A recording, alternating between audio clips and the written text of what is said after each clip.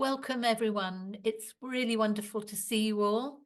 As you know, after the last few months, we've been covering all sorts of aspects of social entrepreneurship to do with money and the dangers of becoming heroes and all sorts of fascinating topics. But today we felt that we should return, as it were, to our roots and talk about succession and the challenges of going through succession and the planning that's required for it.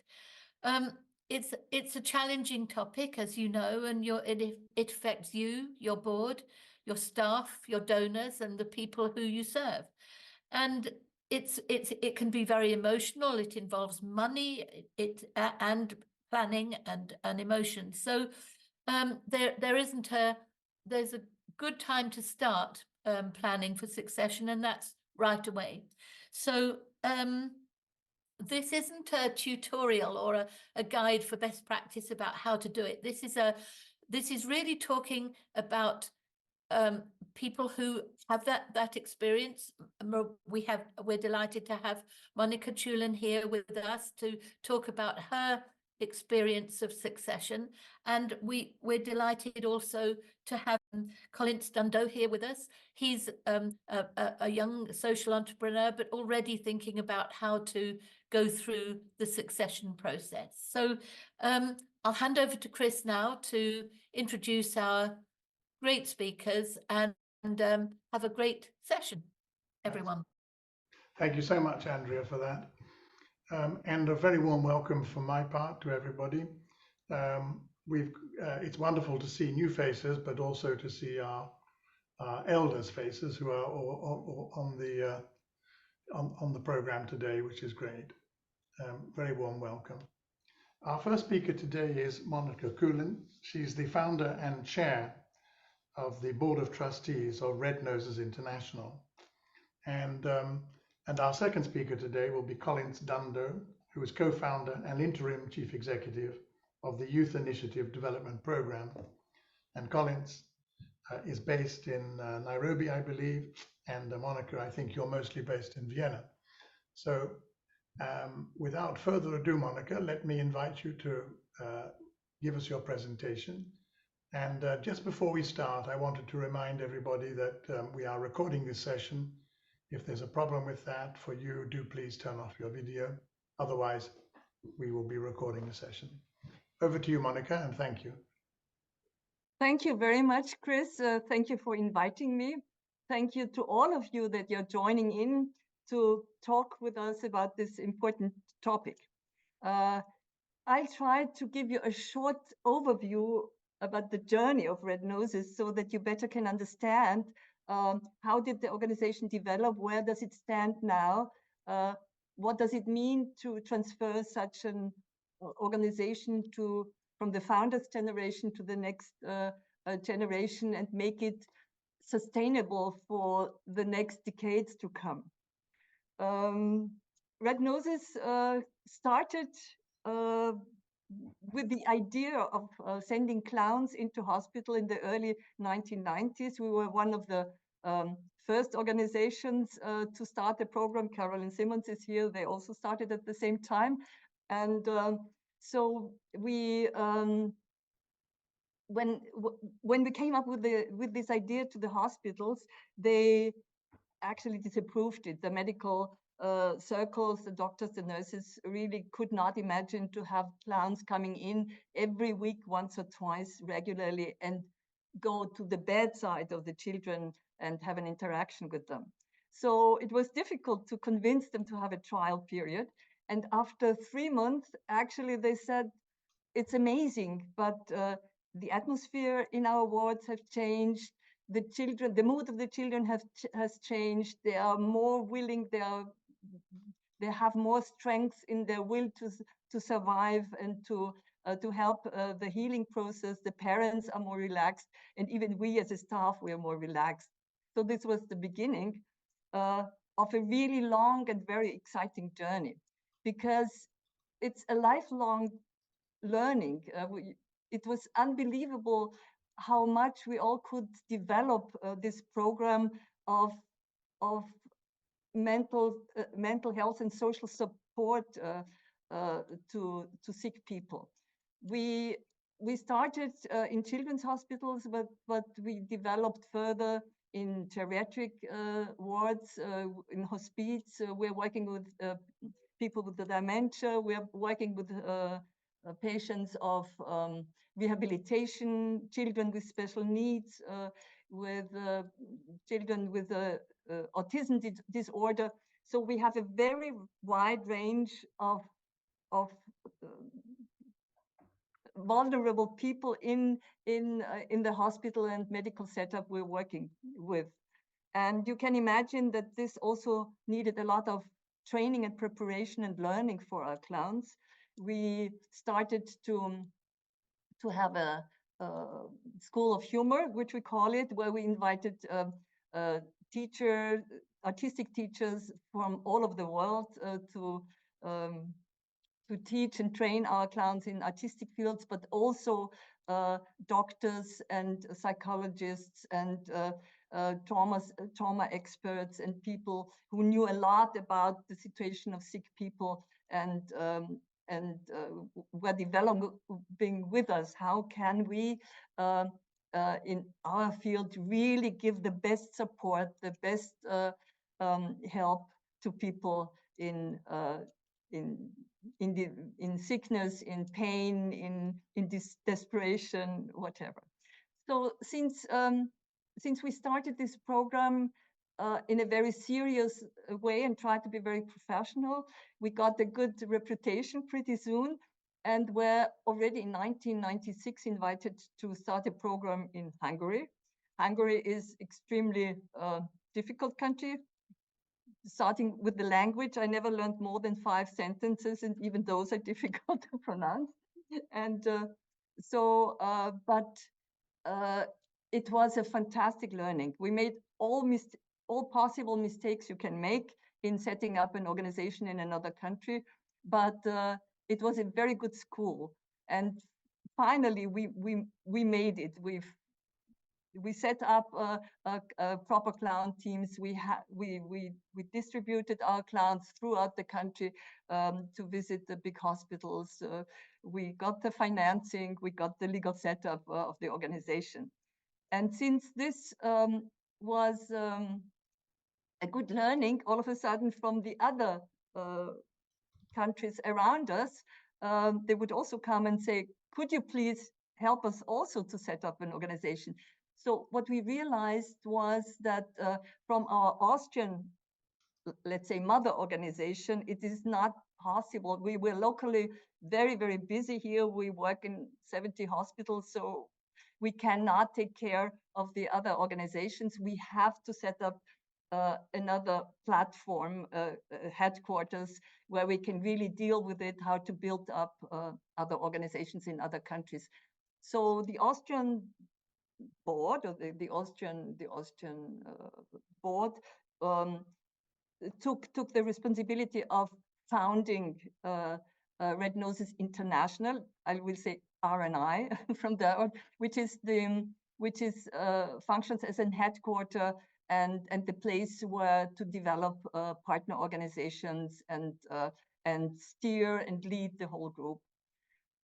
This was also, we did it in 2003, and the most important thing is to have a structure how to unite the partner organizations.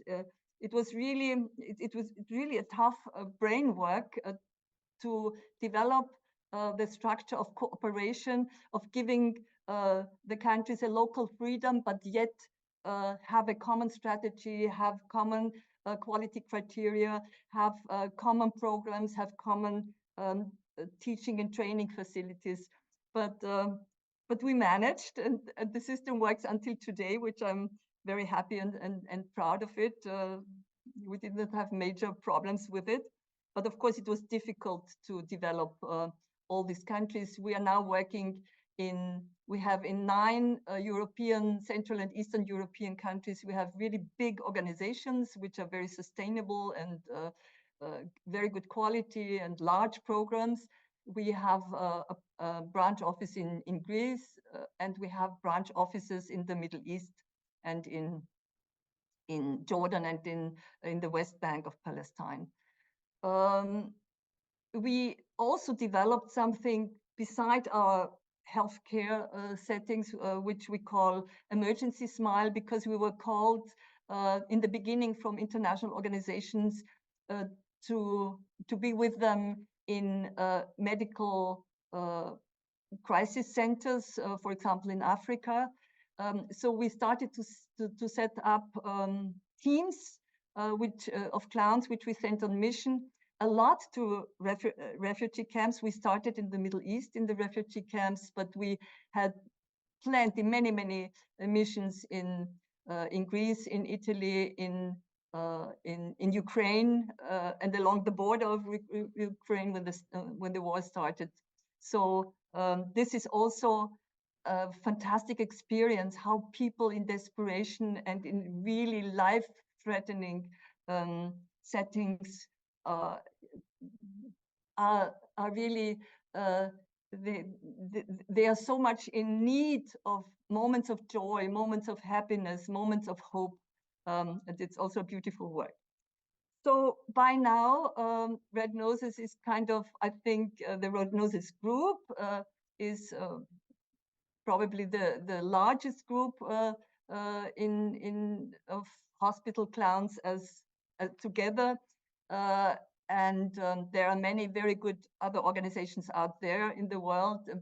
And we are really trying also to move and to develop the whole movement with the insights we have. We do a lot of research, scientific research, of evaluation programs, of learnings, of development work, even together with other organizations. So at this point, having the feeling that it is very well set up, the financial situation is good, the quality is good, the people are, management are well set up. I thought it's time to make sure that it survives. Me and Jora Seliger, who's a co-founder and artistic director. So we both started the process of looking who in our organization could follow us as board management of the whole group. And we found very good people, and we gave them already 2 or 2.5 years before we stepped actually down last April, the possibility to take over large parts of operational responsibilities. And we tried to leave them quite some freedom to set up the departments in their own way, to start their own way of leadership, which eventually is different than our type of leadership. It needed some time because we are working closely with the managing directors and artistic directors of our partner organizations. And of course, a new management has to gain trust and confidence, and they also have to develop a certain authority. Otherwise, it would not be possible, or it would be very difficult to take over. So until last April, they really were well established, well accepted by all the leading parts of our group, by the managing directors, artistic directors, and so we could really have a very smooth transition. But this was only one part. The other part was that I had the feeling, I was CEO for 30 years of the group. And actually, my decisions were my decisions, and not many people would ever dare to say much against it. I mean, I was developing decisions with my crew, but I did not have anyone to really control me from above. And I think if we want it to be sustainable, we need another governance. And it was, how can we make sure that the important leading entities have a healthy influence on the development? How can we make sure that the top leading groups can influence each other, control each other, and so that we can make sure, first of all, that the best people come to the top, and then in case if there's any malfunction or malversation, it will very easily come to the surface, and we have mechanisms in place which can solve or repair the system as quickly as possible. So may I quickly show you explain our organigram kind of thing? Great. We have four leading entities. You see on the top, that's the Red Noses Austria founder of the group, of the headquarters. Then we have RNI with the management board, and this is the responsible team. They carry the responsibility for the whole group as a headquarters, have the overall management.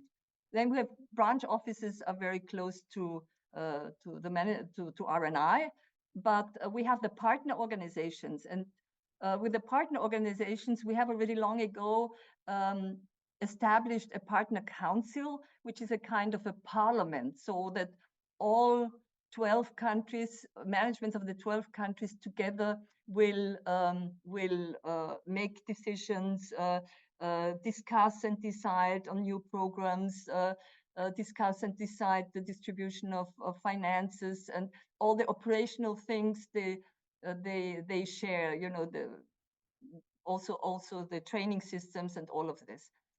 This was already happening for 20 years now, but we now also made a board of trustees, which will control the management board of RNI, and have the usual responsibilities like controlling strategy, budget, major developments, acceptance of the account, and things like this. But they also will appoint the management of the headquarters. So the next step was to make sure how does this appointment take place and how can they influence each other. So we have, first of all, for the Board of Trustees, we the founding entity of RNA, they only have the founding and closing of RNI, and making the deeds and the additions to the deeds. Otherwise, they would not have much say, but they can. They have now the power to appoint 4 trustees, and the partner council, so the group of partners, also sends 3 trustees into the Board of Trustees. So there are 7 people, but also the partner countries can send their people to whom they trust that they will properly control the management board. So 3 minutes more, Monica. Okay. The board. So the trustees will appoint the management in the headquarters, but also the partner council will have the possibility to make assessments of the candidates for these positions and give their recommendations. So they also have a say in the appointment of the overall leadership. The RNI management has a say in the appointment of the partner organizations, managing directors and artistic directors. And they also have a possibility in case of immediate danger to withdraw a managing director or an artistic director and send a interim replacement until the situation is solved, which we had already in 3 or 4 occasions, and it was very helpful. So like this, I hope, I mean, it's a bit complicated, but I hope you understand my meaning, that they control a bit each other, they influence a bit each other, and hopefully will form a very strong group to to lead into the future. And I hope, because you know, the warmth and humaneness of our program, the beauty of personal encounter, will be always needed, and maybe in times like this more than ever. And the vision of where we can go and where we can help people is so great. So my team has to be fit for that, and I hope they are. Thank you. Thank you so much, Monica. That was fascinating. And it was really interesting to see that organogram at the end, because it shows the way in which you are looking for a balanced management and governance actually at the top of the organization, which is really helpful. So many thanks for that presentation. And now we pass to you, Collince, if we may. Just to remind people, you are the co-founder and the interim chief executive of the Youth Initiative Development Program. And when Collince and I met the other day to prepare for this session today, we, of course, we talked about succession and succession planning, but we also talked about transition. And so we look forward to hearing what you have to say, Collince. Over to you. Thank you so much, Chris. I hope you can hear me loud and clear. Perfect. Thank you, Chris. When Chris and I were talking about this topic, and it forced me to go back to my house and try to make some changes in my house, at least to make things in order. I appreciate that, Chris. And today's topic is very important to me, and I know it's very important to other young entrepreneurs who are here today. And I'll just give an overview, and I'll upload Monica for such a journey. It is really inspirational. Having seen that, I believe I'll be able to move from A, B to Z. So Youth Initiative Development Program is a non-profit organization registered in Kenya. And this initiative was founded based on some of the challenges that we face in Kenya. Being a local person in the community, I went to local school and also tried to localize with certain challenges within our communities. And there were such young people within our communities who were also very brilliant and ready to embark on finding solutions and building pride of place for young upcoming people within our communities. Then we founded YIDP. So I'll give a journey, a bit of the struggle that took place before we learned from the importance of transition and succession. Having YIDP formulated by young professionals, then we were all employed. I was working in the hospital as an IT engineer for a couple of years, and some others in our board of YIDP also were working in various institutions. So we had a bit of challenge in terms of how we roll our projects. So we seek or solicit for support from various institutions, higher education, which gave us some scholarships. And we thought this would be the best time that we can empower our team, a team that will roll all the affairs of the organization. So it was a bit of a journey, having selected a very team of brilliant young people, give them scholarship in leadership, thinking that after graduation, they'll be able to come back and roll the affairs of the organization. Unfortunately, that did not happen. So it is a bit of a journey, the transition element, that if we could be having some very good plan before, then we'll have at least sorted out this in advance. And having gone through this crisis, so I decided as the co-founder of the organization to step back of employment. So when I walked out of the employment, then I embarked on the journey as the CEO, interim CEO, and co-founder of Youth Initiative Development Program.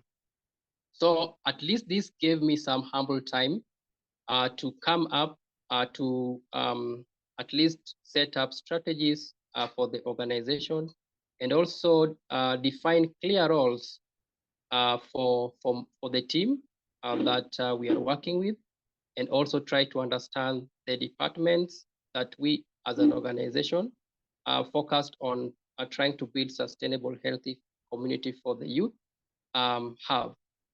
So it's over to 1 year now, and we've done marvelous through at least walking through this journey, and also trying to learn from other team. When Chris contacted me, I said, this is the right platform, at least I'll be able to share how the transition plan and journey has really germinated some mileage for the YIDP. So we've tried as much as possible to roll our projects using sports and creating awareness on mental health, and also creating safe space for young people in sports. Previously, we rolled a first aid training just to equip young people with knowledge on how they can be of importance to the communities that they are in case of emergency, and also sports as well. So I strongly believe that transition plan is very vital for every young initiative, be it a startup, because it will help you at least move, progress in terms of how you operate, and it will also help you. I know it's financial draining because you'll want to need some fundings to roll the projects for the initiative. But at the same time, look at the impact that you are going to create. An impact is an impact, whether small. That's what is keeping us going. Being a young organization, we still haven't gotten any grant, but we are young people who are after making a difference in the community, and also after ensuring that young person's dream is valid and they are able to achieve it. So I really thank Chris again for such an opportunity, because I don't want to exhaust most of my time, because I know that there are a couple of questions that will be coming. But if I can just give a bit of insights of some of a bit of research that we did with a couple of established organizations that we consulted just to help us understand how they delve into the challenges, and also how they roll into the succession and a bit of transition plan into. Out of 10 organizations that we approached, nearly a third of those institutions have undergone some type of major transition over the past 5 years. And we thought we were the only team struggling on how we can roll up our projects, and also on how we can source for funding, because when they started, they started on zero budget, but they have managed to build empires. And also another thing that which help us also, and is helping us going, and we understood it, is transition. It takes time, and preparation is key. And this, as a young initiative, I believe that we'll be able to work with already established organizations, and we understand how best we can integrate some of the key components of the organizations that we have, and also the projects that we are planning to roll in the communities that we intend to work in. And again, we also noticed that most middle businesses or organizations see transition planning as a top priority. This is something which is really very, very encouraging to us. We overlooked it. We thought it is not important, so long as you have your 3 or 4 team, without considering this key components, transition and succession planning, then you are good to go. So it's something that we should not be overlooked. And I strongly believe that we'll be able to, or any startup person who has joined in here should just take a chance and try to roll this strategy, and you'll be able to realize some progress for the organization. And again, we also understood that these initiatives, leaders, okay, so they also relied so much on the abilities of internal leadership. So, for example, you find the team, as a CEO, I strongly need to understand my team, their capability in the organization, the contribution that they can make before even going outside the organization cycle to look for an external direction or consultancy in terms of how I can make some advancement in my project. So thank you so much, Chris. I strongly believe my insights will be beneficial to maybe a startup initiative, which is also trying to venture into this new avenue. Thank you, and I really appreciate it. Thank you, Collince, so much. That's very helpful. And what we have here is a wonderful example in our two speakers of one speaker bringing her organization to a certain level and then feeling it's time for her to hand over the reins to others. And she's given us a very clear example of that. And then you, Collince, telling us about the startup of your organization and very frankly and transparently telling us about one or two problems that you had at the beginning of the life cycle of the organization and how you, through transition planning, you were able to then get into developing some of the project work and so on. And important to note that you're still looking for funds and interested in finding more resources, which is always an important feature. So we come now to that part of the program of the webinar when we invite others to make a contribution and to ask questions or to make a remark. I wonder whether there are people here who would like to ask a question.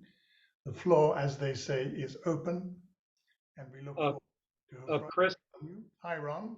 Chris, may I take you up on that? You may indeed. Hello, Ron. I'm coming to all of you from Chicago, and I happen to sit on the Board of Trustees that Monica referred to, and I know her organization, and I very much appreciate her presentation, and I think it's the charts and so forth are all very, very helpful. But I think for those of us who make these transitions ourselves and help others make the transition, I wonder, Monica, if you could talk a little bit about, focus a little bit on yourself, on how does one get into that mental state to make this work? Because it seems to me, if it doesn't, if that part doesn't work, I mean, you're sort of you started the organization, but the transition to new leadership also can't work without you. And I sense that there are some challenges there, and maybe you could give us all some tips. Thanks, Ron. Over to you, Monica. Some tips. Yeah. Okay, I'll try my best. I think you have to realize that you don't have time forever, and how important it, if you want your organization to survive, that you have to take yourself back and take some steps. And I mean, maybe I had to mature into this state of mind, and actually because I was pushing young people forward, I could see how much energy they have, and how much maybe they find new ways, which I realize that they find new ways which I would not maybe have been able to do the way they do it. You know, it really started to impress me how they pushed some projects forward and how they professionalized our organization in small things like really setting up safeguarding guidelines, setting up corruption guidelines, setting up I don't know what things like this. I'm a person, I like to be in the field. I'm not so much of an administrator, but an organization of the size we have, you need people who are real managers. You don't need the ones who are the adventurers anymore. So I realized that, and then I was really thinking, how can I make it sustainable? And since it took us nearly really 5 years and 2.5 years already, this transition of responsibility to the younger generation, of course, it's a bit painful also. You know, you have to let go. You have to realize that it's time to leave. And but I'm very lucky because the team is it's really wonderful people, and they're very nice and very kind and very respectful. They have a very respectful, kind way to deal with me. And we were talking very openly. We had a consultant who was helping us, and we always talked about what are the difficulties, how can we transfer, what are the steps we have to take, how do you feel? And the young generation, it was emotionally very, very important, difficult for them as well as for us, the founders, to let go. And we shared the difficulties of emotion. And actually, at the end, when you have the feeling it's really working, I'm still connected, but I really try to respect them and just give additional founders Well, support. I take it that the sort of the recognition of the emotional component Yeah. is critical in just making the whole thing work. And Yes. I thank you very much for that. And it seems to me you have a new role as a consultant to other organizations in a similar situation, because it's a small club. And I think there are very, very few people that have really done it well and so forth. So, but anyway, thank you very much. And Thank you, Ron. Thank you, Monica. Caroline, you were mentioning that this is happening to you. Is that what you said on the chat? Yeah, I've got a year and a half before I lose my salary. And like Monica, I'm the founder, but was the artistic director more than Monica's a brilliant fundraiser. I'm an ex-street performer, and that's probably the best skill anybody could ever have in fundraising. Sure. It's my little secret. 15 years in the street as an acrobat. But you know, we've grown from 5 performers to 150 in France.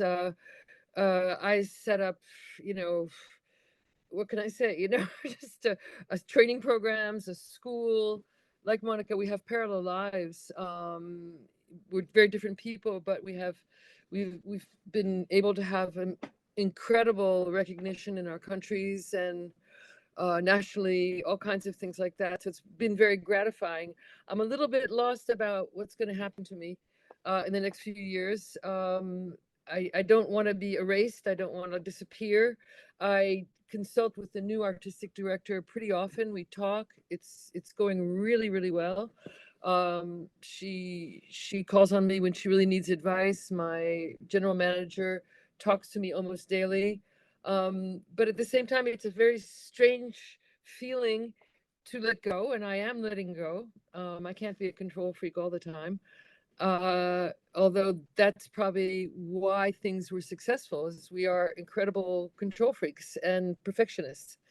So it's, you know, I don't do macrame, and I'm not a full-time grandmother, although I do have 2. So, you know, I'm very interested. It's an interesting group. And Monica, we need to have coffee in Paris. Or anybody is welcome to have coffee with me. You know, Caroline, it's interesting what you say, because obviously you're a true social entrepreneur, because you're putting the organization you all founded first and forgetting about you. And so that is such an important part. And that's why in our other discussions, we've talked about the money, you know, because most entrepreneurs leave with a whole bunch of money. Social entrepreneurs don't. And so that makes it very difficult for you. So that is something that we do cover in our webinars, about the challenges that, as Ron says, for the individual, about how they find a way to move on as an individual, never mind the organization. It's interesting. I will stay in touch with you and love to, anybody going through Paris, my treat. Thank you very much indeed. Now, who would like to ask another question? And thank you for your contribution. We have here a question from Shirley Ann Smith. Hi, Shirley Ann. Did you want to just outline your question for Collince, please? Would that be okay? Hello. Welcome. I was really fascinated by the discussion, and obviously I work in sport myself, so I've been and had a quick look at your website, Collince. I just kind of wanted to understand, how do you know when younger people are ready to take on those leadership roles, and when they're ready to lead, and you know that they'll be respected and able to hold the conversations around things like securing additional funding, etc.? Yes, thank you so much for that question. And I am happy you've asked that because YIDP is a youth-centric organization, and we work with young people. We mentor young people. So in every initiative that we run, we incorporate young people. So every decision and opinion that they bring on board is respected. And we have policies that are protecting their views as well, so that if they are within the organization and their contribution is appreciated, we don't want them to be in a scenario where they feel like their opinion is not appreciated. Remember, they are young people, they are very energetic, and they are very, very entrepreneurial in terms of how they bring solution on board. So we've never had a situation where their rights are infringed or violated, but we protect them because we are a youth-centric initiative, which all leadership are, most 3/4 of the leadership entails them. So that's how we ensure that they also play a role towards the development of our initiative. Thank you for that, Collince. You're welcome. Thanks very much, Shirley Ann. That was a great question and very helpful in bringing out some of the issues that Collince and his colleagues are dealing with. That's great. Now, anyone else with a question, please, or a comment? That would be very helpful at this stage. We'd love to hear from you. One of the things. Hi there. Welcome. Yes. Yeah. Thank you, Chris. And glad to be here, everyone. Irene Mutumba from Kampala, Uganda. This part of the conversation because I was defending my classification in Rotary, but I'm glad that I'm here. I'm glad you're with us. Yeah, and I'm glad that at least Monica and Colin were able to share a few things that I might have missed. But I just wanted to say that my organization is EDN, Private Education Development Network. This year we are 20 years. We are celebrating 20 years. So I have been through all that process, you know, the emotion of starting something, the emotion of training young people, and when the money is about to finish, they resign. So you're losing a person, you're losing. But what I wanted to share is that from the very beginning, I kind of knew this would happen. So I decided to strategically make sure that organization is based on a public-private partnership model, so that the links, you know, because I knew the enablers would, in terms of transforming education in Uganda would be within those levels. And so for me, the young people who have been actually working for you, we're more to kind of help in terms of implementing the models, share with the key stakeholders in terms of advocacy and transformation. So I eventually found a place, and right now I'm not directly in the organization. So I'm a visionary founder.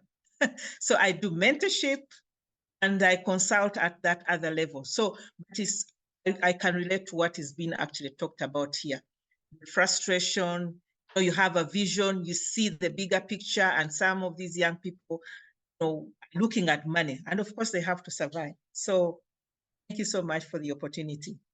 That's a really interesting observation, I think, Collince. It's very interesting, and good to hear that you had that experience. There is a kind of social entrepreneur that is called a serial social entrepreneur. In other words, a person who starts more than one organization, usually one after another. And I am one of those people. So I have been through those ups and downs quite a number of times, and people think it's a bit masochistic, if I'm honest. But that's great. Thank you very much for your comment. We're going to bring in Mel in a minute to make a summary of the presentations and of the discussions that we've had so far. We've got room for one more question, if there is a bidder. Could I ask? I don't want to be a pushy Chicagoan, but I've got a question for you, Chris. I mean, you said you're a serial entrepreneur, and Monica had mentioned the use of outsiders when you're making these transitions and so forth, the consultants or the coaches and so forth. I mean, did you find bringing outsiders, not necessarily connected with these various organizations, in to help in these transitionary times to be helpful? At times, yes, I did indeed. At times I did, Ron. Ron, I'm going to bring Lamatu Adam. Where are you? You have just asked a quick question, I see here. Yes. Welcome, welcome. Yes, thank you. Greetings from Ghana. Yes, so I have been thinking of what happens when one eventually leaves. I'm actually still in active service, leading the organization with a team of about 23, and the fear of always one project ending and not having another is there. And many a time, because you are there, you are forcefully looking for the opportunities with your team. Now, how do you deal with the fear of finally leaving? What are the things you need to put in place to, reduce this fear and to be sure that what you have left behind will continue to strive? Thank you. Thank you so much for that. That's a very helpful contribution. Caitlin, you were suggesting that we invite Anna. Caitlin, where are you? Yeah. Anna, did you have a question that you would like to ask or make a comment? Yep. I was just wondering, because when people start a charity up, when they found a charity, it can be quite a tie, it can be quite an emotional thing, it can be something that you want to tell your grandchildren about in the future. How do you feel about being honoured and remembered in the future? And who would you like to direct that question to? Anybody. Anybody. Any Okay, founder, so, yeah. Yep. Well, funnily enough, we'll come to Mel in a minute, because when he first started today with us, that is to say an hour ago, he had a grandchild sitting on his knee. So we'll definitely bring him, but I'll just ask Collince very quickly and then we'll go to Mel. Collince, how do you feel about being remembered? What is it that you would want to tell your grandchildren? I have met one of your children, because indeed your little girl was sitting on your knee when I was talking to you some few days ago. How would you want to be remembered? Tell us in 1 minute. Okay, thank you so much for that question. But what I would like to echo charity is not about charity, but it's about transformation.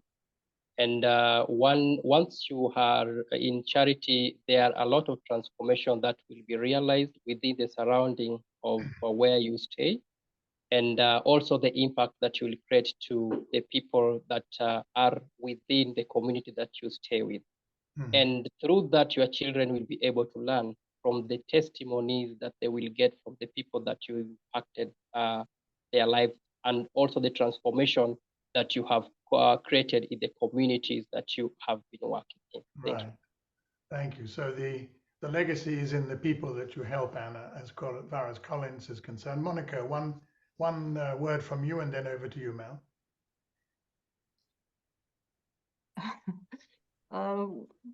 That's a difficult question. I think what I like maybe most is when I could inspire people for their own life. One of actually a very, very important colleague of me said, you know, I love to be here because this work makes me the person I want to be, and to give this chance to also to the people to become the person they want to be, and to do such beautiful work which makes them happy, and to develop and to become stronger and mature, and you can help them in this maturing, to be remembered as someone, as a person which was helped me in my way of life. That I think it would be nice. Fantastic. Thank you. Thank you, Monica, Collince, thank you. And Anna, thank you for that question. Mel, let me come to you now. Can I just interrupt just quickly? Excuse me, Mel. Lamnatu, please keep in touch with us. I don't know if you've seen in the chat an invitation to keep in touch, but I'm sure we can be helpful. Between us all, we have a lot of. But I think Andrea was going to say, between us all, we have a lot of wisdom, which is true, we do. Thank you, Andrea, thank you. And just actually to say that we would love all of you to stay in touch. And there is a link in the chat there, and we'll put it in again. Caitlin will do that, where you can get to our website and join us. And it's one of those deals which is for free, which is brilliant. Mel, over to you. Okay, thank you. And it's my job now to kind of sum up today's session, which I think has been an absolutely great session. We've had webinars before when we get onto the same topic, and when we begin to talk about succession for the organization and for the founder who set it up, we start to have all sorts of kind of common areas in which we kind of understand, and that sharing is so important because it's a relatively new area for us all. And one of the comments there, the questions at the end is, which is in us all, is I'm frightened about when this is going to end, what's going to happen. So we're frightened for ourselves, and we're frightened for the organization and how much work we've put in. That's a very honest discussion that we have, and we all share. So we are together. I thought today from both speakers, fantastic insights. And Monica explained how, you know, she set her organization up and how it's developed, become global, become very, very impactful, 30 years as a CEO, and then explained how she was letting go, and then showed us that fantastic organogram, and talked about how it was going to be, the sustainability of the organization was going to be fulfilled in the long run. And so that insight was incredibly valuable. And I think what was interesting from what Collince was saying then about how he was involved in transition very early on in the organization and understood the potential of that transition ongoing and developing over time. And he mentioned about the young leaders potentially in his organization and how much they might develop and understand it. Well, that is very new for us older social entrepreneurs that have been around for a while, because certainly in my case, and I know some others on the call, we never talked about succession or exit planning. When we set up the organization, it wasn't in our mind at all. And so therefore we came onto this subject of transition and so on pretty late in the day. consequently causing us some angst, I think, if we're being completely honest about it. So what's happening in this session, in this dialogue that we're creating, is a greater understanding of this and how we can share this with other social entrepreneurs coming newer, that this is something that's got to be taken on in the future, so that we can answer the question that was asked much better in the future about the fear of what happens when we finish. So I think that that's one of the big learnings that's coming out of today, and we can be sharing it, and we can see indeed in some of the other questions that were happening about immediately, oh, here's a founder in Austria, and then globally, and here's another one in Paris, and then we're all invited to Paris to have coffee to talk about it. So I'm sure we'll all be there at some point, but it's a question of us sharing the sort of information that we had today.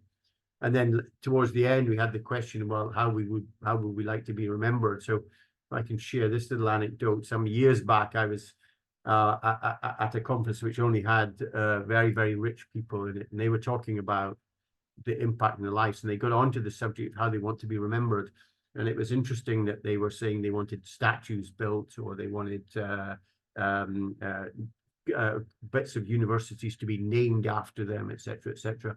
Almost like they wanted to live forever. They, there was no end. They were going to be remembered forever. Now, if you ask social entrepreneurs, and the question was asked here, of course, they never talk about that. What they talk about is actually they want to be, if not remembered, their impact wants to be how they change the world and how their organization was sustainable going forward. They never really ever talk about themselves, because it's about the institution, if you like, or the organization that they created that creates the impact, that creates the change. And that's the sort of area that binds us.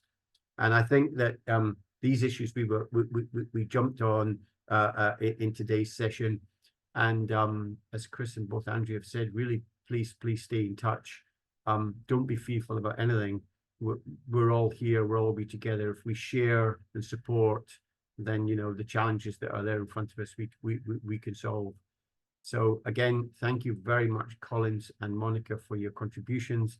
Thank you for the excellent questions. I'm quite certain we could have gone on for another hour or two on this. Stay in touch with us, and we certainly will with you. So thanks again to everybody. Thanks, Chris and Andrea. Bye now. Cheers. Cheers. Bye. Thanks so much, Mel. All the best. Lovely Thank you very much for this beautiful hour we've shared together. Thank you. Thank you, Monica. Collince. Thank you, Thank Monica. you. Thank you, Colin. Thank you, Mel. Thank you, Chris. Thanks, everyone.